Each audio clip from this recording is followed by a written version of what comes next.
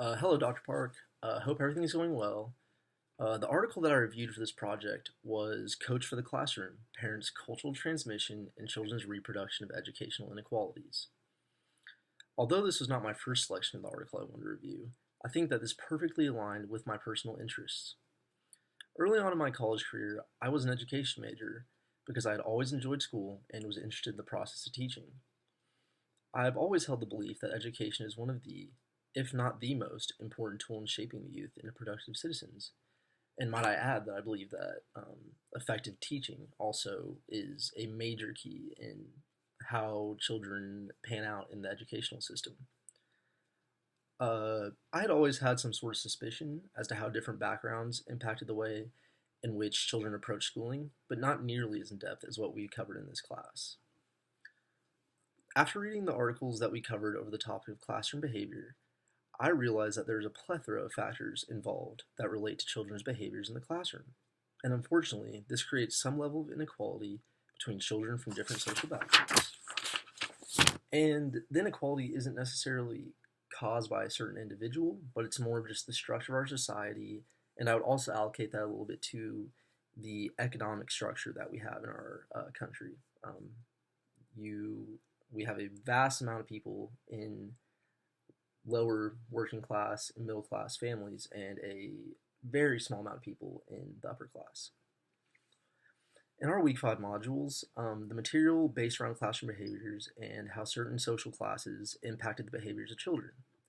Specifically, the article Invisible Inequality by Annette LaRue and the article I Need Help by Jessica Salerco really set the foundation for class-based behaviors and the impacts they had on children. And this is the same author, Jessica Salerco, that is the author of I Need Help. So it's kind of interesting to see how she went back and filled in her gaps. In Invisible Inequality, one of LaRue's main points was about how middle-class parents used the strategy of concerted cultivation, which meant that they enrolled their children in various organized activities and tightly monitored the growth of their children. On the other hand, working-class families used the method of natural growth, which is a much more hands-off process to parenting by, and in a way, letting their children figure this out on their own. The middle-class children were much more equipped with cultural capital, which allowed for them to have more positive interactions with institutions.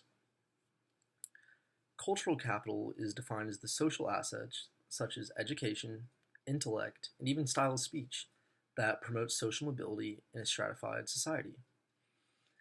Therefore, children with more cultural capital typically have an easier time successfully maneuvering through the social barriers that have been established in society. In I Need Help, Salerco found that children's social class backgrounds impact the way they ask for assistance in a classroom setting, which ultimately leads to the amount of success they experience in school. Middle-class children were much more assertive than working-class children in asking for help, and this eventually led to a better outcome in their grades. My article ties right in with both of these concepts because it shows just how parents equip their children with class-based strategies and how these strategies impact their experience in school, and more specifically, as we'll get to here in a little bit, about their interactions with teachers and receiving help and feeling the confidence to be able to seek help when they need it. The study I focused on was, as I said, Coach for the Classroom, Parents' Cultural Transmission, and Children's Reproduction of Educational Inequalities. And the research was conducted by Jessica Salerco, the same author as I Need Help. This research highlights that parents actively transmit culture to children, and how these children respond to the transmission, which eventually leads to educational profits. The study certainly, let me back up real fast. Educational profits, that's more of like, to define educational profits, I'd say it's, efficiency of completing assignments, grades you receive, and the overall quality of your understanding of the material and how much you take away from a class. This study addresses past research that only highlights that there are social inequalities in school, and also implies that children are passive players in the reproduction of social inequalities. So, past research has really only indicated that parents are the active members that transmit, culture, class-based strategies, and such. Um, so in this study, the researcher did a longitudinal study of middle and working class families in elementary school. Now, before we begin getting into the real meat of it, the sample was of only Caucasian students, so we don't really have a real sense of uh, how class-based strategies are transmitted through minority families and how this impacts their schooling. The researcher conducted interviews and observations with the children, the parents, and their teachers. This allowed the researcher to observe all aspects of the interaction that occurs between parents and their children and the impact that had on the child in the school environment. So, this study added an extra dimension to the past research by also observing how the teachers' attitudes and expectations impacted children's experiences in the classroom. So, past research has really only followed parents and children.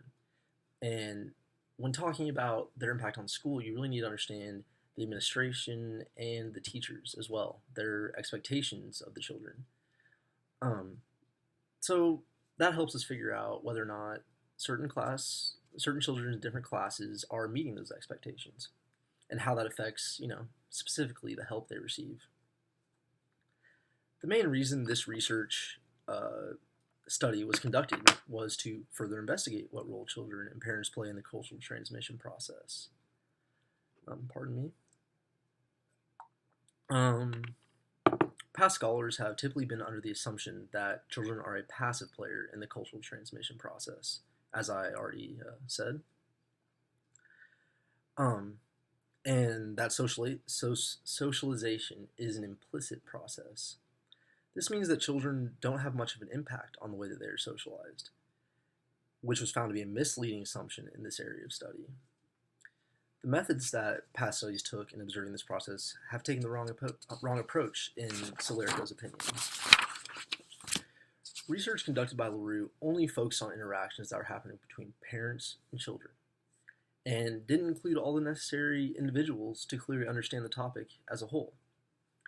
So by adding the teachers in there, we get a clearer picture of the interaction between parents, children, and education. Also, by not taking a more investigative approach about teachers and behaviors, this leaves a hole that is worth examining upon. The findings from this research showed that middle and working class parents showed contrasting beliefs about appropriate classroom behavior and different beliefs about cultural coaching efforts. Parents also were actively involved in equipping their children with class-based strategies that generated unequal outcomes in school. The strategies in solving problems at school also differ between working and middle-class parents, with working-class parents using a technique called no-excuse problem solving, and middle-class parents using the by-any-means strategy. So working class, no-excuses strategy, and middle class, by-any-means strategy. So keep that in mind. So to define those, the no-excuses strategy used by working-class parents encourage children to respect teachers' authority by not seeking help. This eventually leads to working-class children not being able to effectively receive help, which hinders their classroom ability. The no-excuses strategy used by the middle-class parents focused on urging children to negotiate with teachers for assistance. This strategy leads to the no-excuses strategy by middle-class parents leads to more profits in the classroom because the middle-class children are able to receive help and finish assignments more quickly and efficiently. These strategies are not merely accepted by the children at first, and there's usually some pushback or defiance to these lessons. So there's kind of a give and take. They don't always take this lightly. They don't always just accept it immediately. This reluctance prompted parents to conduct a more active and ongoing coaching method, which eventually is reflected into children's behaviors. There's also a difference in the way working and middle-class parents perceive themselves in relation to institutions. So when we're talking about institutions, we're talking anywhere from schools to healthcare to any social program that all of us have had to interact with. Middle class families felt a much larger sense of belonging in school and other institutional areas, um, while working class parents felt more distant from the institutions. They also have a level of distrust of the professionals working within these institutions. So you can kind of see how working class families, just because of their lack of experience in being in a professional workforce, or having friends that are professionals, they have a sort of distrust, as you would assume they would. This sense of distrust and distance from institutions is the foundation for the strategies working class parents use in socializing their children, which in turn creates difficulty for the children. This creates a large barrier for the working class families because in contemporary society, working comfortably with institutions is crucial when it comes to many facets of succeeding in today's world.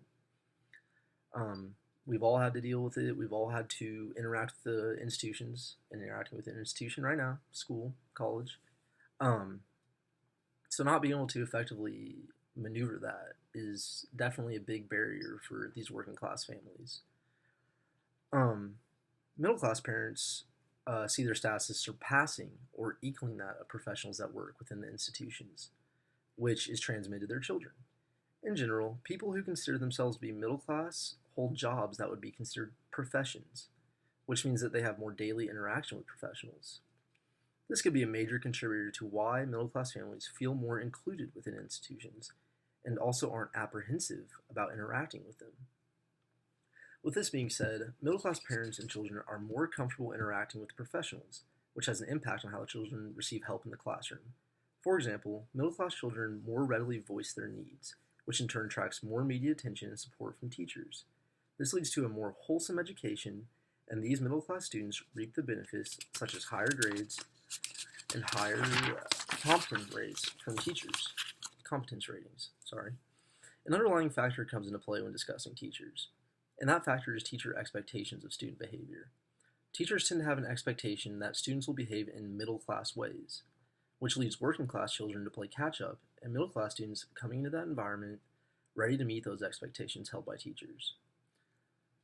I mean, they've been expected to act a certain way, middle class families more specifically, so they understand it's more of a natural transition compared to working class counterparts.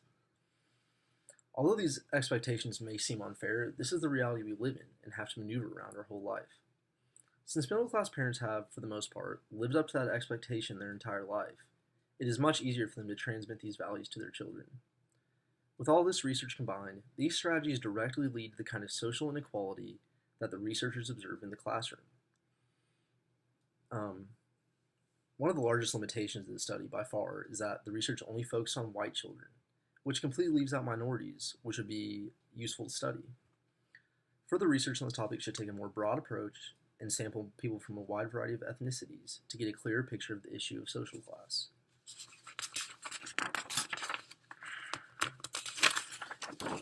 So we'll go into implications here. One of the largest implications of this study is that the research clarifies class-based socialization models by showing that class-based behaviors are neither implicit or automatic, but they are an active effort by both parents and children. A second implication that this research has is that it shows how parents' positions in the social hierarchy impact their child-rearing techniques. Finally, the research implicates that researchers can better understand the mechanisms of social reproduction by looking at how the transmission of culture varies by social class, and then linking the class-oriented strategies to payoffs in school. To conclude, differences in behaviors due to social class have real-life consequences for children's opportunities and outcomes. Transmissions of class-based behaviors is in fact an active process from both parents and children, which helped fill a huge gap in the previous research. Another key finding is that parents' beliefs about schooling in general tend to reflect their social status in relationship to the school. Parents' beliefs in schooling also directly impact the methods in which they transmit their culture to their children. The bottom line is that children use what they learn at home to manage their problems in school. Children's use of what they learned at home tends to directly relate to their payoff in school, and the methods children use in the classroom affect how teachers support these children. Personally, I think that this research complements LaRue little used research, but also fills much needed holes in the past research. This research should be taken seriously by educators and parents because they do have an active role in setting up their children for success in society. Parents should adjust the way in which they approach child rearing, and educators should use this knowledge to better seek out children who need help, but are socialized to not be as assertive as middle class children. Future research should focus on coming up with a wider variety of ethnical backgrounds in their sample, which might lead to more impactful results. My discussion question based on this article is it possible for working class parents to consciously adjust their child rearing strategies to produce more positive outcomes for their children? Or is their method of socializing their child firmly held in their social class position?